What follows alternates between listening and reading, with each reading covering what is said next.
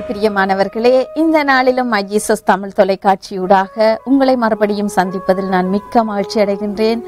இந்த my Jesus Tamil தொலைக்காட்சி வழங்கும் இந்த ஒரு துளி மெசேஜ் உங்களுக்கு மிகுந்த ஆசீர்வாதமாய் இருந்திருக்கின்று நீங்கள் எங்களோடு தொடர்பு கொண்டு எங்களுக்கு கொடுக்கிற உற்சாகத்துக்காய் நான் மிகவும் உங்களுக்கு நன்றி செலுத்துகின்றேன். தொடர்ந்தும் இந்த நாளிலும் என்னோடு கூட இணைந்திருங்கள். நான் உங்களுக்காக ஒரு வசனத்தை வாசித்து முடிவிலே நான் ஜெபிக்க போகின்றேன். இந்த நாள் உங்களுக்கு ஒரு ஆசீர்வாதமான நாளாய் இருக்கும். உண்மையிலே இந்த நாள் உங்களுக்கு மிகுந்த ஆசீர்வாதமாய் இருக்கும் என்று நான் கர்த்தருக்குள்ளே நம்புகின்றேன். உங்களிடத்திலே வேதாகமம் இருக்குமானால் என்னோடு சேர்ந்து திருப்பிக் கொள்ளுங்கள். அங்கே பார்க்கின்றோம், ஏசாயா புத்தகத்திலே 52ஆம் அதிகாரம் 12வது வசனம் இப்படியாக சொல்லுகிறது: நீங்கள் தீவிரித்து புறப்படுவதில்லை, நீங்கள் ஓடி போகிறவர்கள் போல ஓடி போவதும் இல்லை. கர்த்தர் உங்கள் முன்னே போவார், இஸ்ரவேலின் தேவன் உங்கள் பிறகே உங்களை காக்கிறவராய் இருப்பார். ஆம் பிரியமானவர்களே, அருமையாக இந்த வசனம் சொல்லுகிறது, நீங்கள் தீவிரித்து புறப்படுவது இல்லை. அங்கே பார்க்கின்றோம், சில இடங்களிலே இருந்து சில இடங்களுக்கு ஜனங்கள் இடம்பெயர்ந்து போவார்கள். அவசரமாக அங்கே மூட்டை முடிச்சுகளை கட்டி கொண்டு புறப்பட்டு போவார்கள். அப்படியாக நீங்கள் ஒரு இடத்தை விட்டு ஒரு இடத்திற்கு இடம்பெயர்ந்து போகிறது இல்லையா? நீங்கள் ஓடி போகிறவர்கள் போல ஓடி போவதும் இல்லை.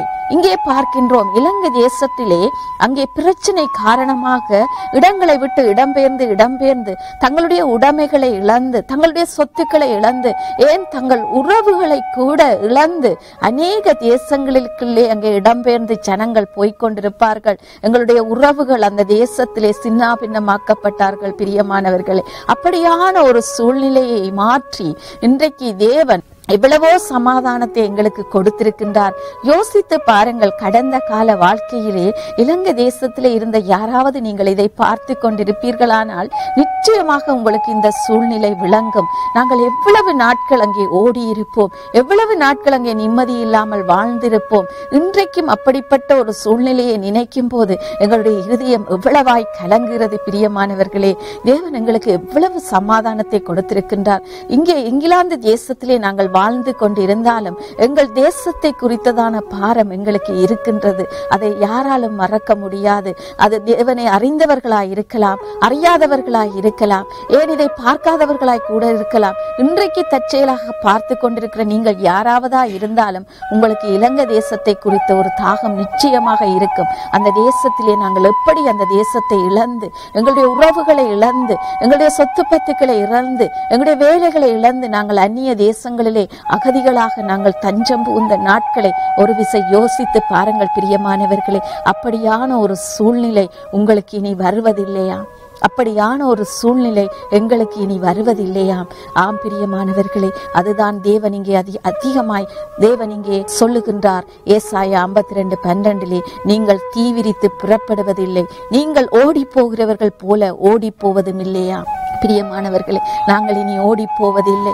ஏனென்றால் கர்த்தர் எங்களோடு கூட இருக்கிறார். அவர் எங்களுக்கு முன்பாக போவாராம். இஸ்ரவேலின் தேவன் உங்கள் பிறகே உங்களை காக்கிறவராய் இருப்பார். கர்த்தர் எங்கள் முன்பாக போவார், இஸ்ரவேலின் தேவன் எங்களுக்கு பின்னாக காப்பாராம். அப்படி இருக்கும்போது யார் எங்களுக்கு எதிராக நிற்க முடியும்? யோசித்து பாருங்கள். அங்கே நாங்கள் முன்னாக போகும்போது கர்த்தர் எங்களுக்கு முன்பாக போவார், பின்னாக இஸ்ரவேலின் தேவன் எங்களை காப்பாராம். அப்படிப்பட்ட ஒரு நல்ல தெய்வத்தை நாங்கள் தாவரமாய் கொண்டிருக்கின்றோம். அவரிடத்திலே நாங்கள் அடைக்கலம் போகும்போது எங்களுக்கு எந்த எதிரிகளின் திட்டங்களும் அங்கே வாய்க்காதே போகும்.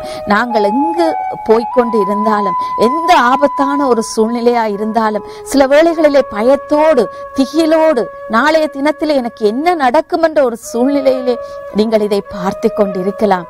தேவன் சொல்லுகிறார், நான் உனக்கு முன்பாகவும் பின்பாகவும் நான் உன்னை காப்பேன் என்று. பிரியமானவர்களே, நீங்கள் செய்ய வேண்டியது ஒன்றுதான். அந்த பயத்தையும் அந்த திகிலையும் நீங்கள் விட்டுவிடுங்கள். தேவன் மேலே அன்பாயிருங்கள், அவர் மேலே நம்பிக்கையாயிருங்கள். நிச்சயமாய் நீங்கள் காக்கப்படுவீர்கள். அவர் இல்லாமல் எங்களாலே ஒன்றும் செய்ய முடியாது. அதுதான் அங்கே சொல்லப்படுகிறது.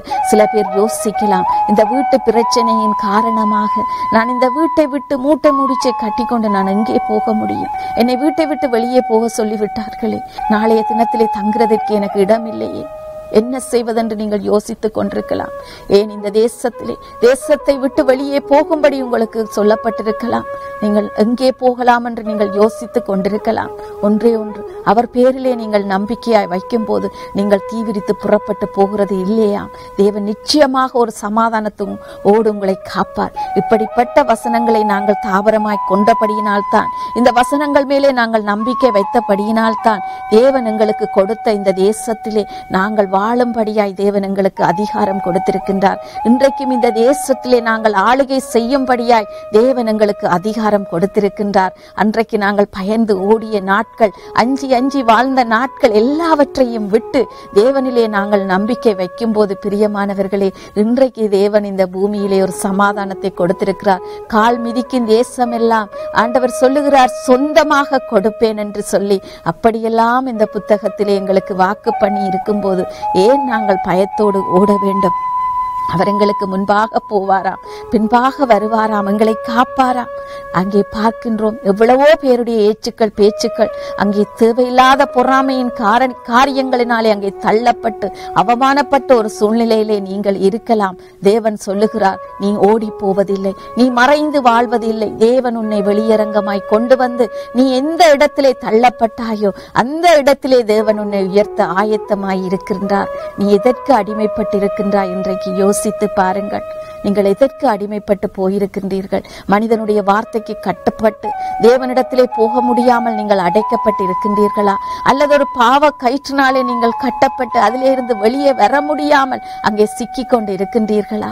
அல்லது ஒரு கடன், அல்லது ஒரு பிரச்சனை, அல்லது ஒரு வியாதி, எதனாலே நீங்கள் அங்கே அவமானப்பட்டு இன்றைக்கு இதை பார்த்து கொண்டிருக்கின்றீர்கள்? தேவன் சொல்லுகிறார், நீ ஓடி போவது இல்லையா? அருமையாக தேவன் சொல்லுகிறார், நீ ஓடி போவது இல்லை, நீ திவிரித்து போவதில்லை. நிச்சயமாக தேவன் உங்களை இருக்கிற இடத்திலே உங்களை ஆசீர்வதிப்பார். நீ எந்த இடத்திலே தள்ளப்பட்டாயோ அந்த இடத்திலே நீ உயர்த்தப்படுவாய். நிச்சயமாக தேவன் இன்றைக்கு வாக்கு பண்ணுகிறார். நீங்கள் செய்ய வேண்டியது ஒன்றே ஒன்றுதான், விசுவாசியுங்கள், அவருடைய மகிமையை நீங்கள் காண்பீர்கள். என்னோடு நீங்கள் சேர்வீர்களானால், என்னோடு கூட இணைந்து இதோடு கூட நீங்கள் ஜெபிப்பீர்களானால் நிச்சயமாக தேவன் பதிலளிப்பவராய் இருக்கின்றார். நீங்கள் ஓடி போகிறவர்கள் போல ஓடி போவதில்லையா? நாங்கள் ஓடிய காலங்கள் எல்லாம் முடிந்து விட்டது. இன்றைக்கும் இதை பார்த்து கொண்டிருக்கிற சகோதரனே, சகோதரியே, நீ எத்தனை நாட்கள் ஓடி இருக்கின்றாய்? எத்தனை நாட்கள், எத்தனை இடங்களுக்கு நீ இடம் பெயர்ந்திருக்கின்றாய்? எத்தனை நாடுகளை விட்டு நீ நாடு போயிருக்கின்றாய்? யோசித்து பார். எங்கேயாவது உனக்கு ஒரு சமாதானம் கிடைத்ததா? நிச்சயமாக இல்லை.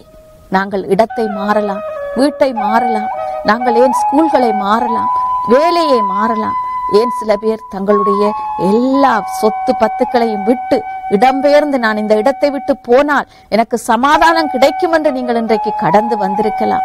யாரோ ஒரு மனுஷன் சொன்ன சாத்திரத்தின் நிமித்தம் நீங்கள் உங்களுடைய வீடு வாசல்களை இழந்து ஒரு தனிமைப்படுத்தப்பட்டிருக்கலாம். அதனாலே உங்களுக்கு சமாதானம் கிடைக்க போகிறதே இல்லை. சகோதரனே, சகோதரியே, இன்றைக்கு நீ உன்னுடைய வாழ்க்கையை ஒப்புக்கொடு. இந்த நாளிலே தேவன் கிருபை செய்ய ஆயத்தமாயிருக்கிறார்.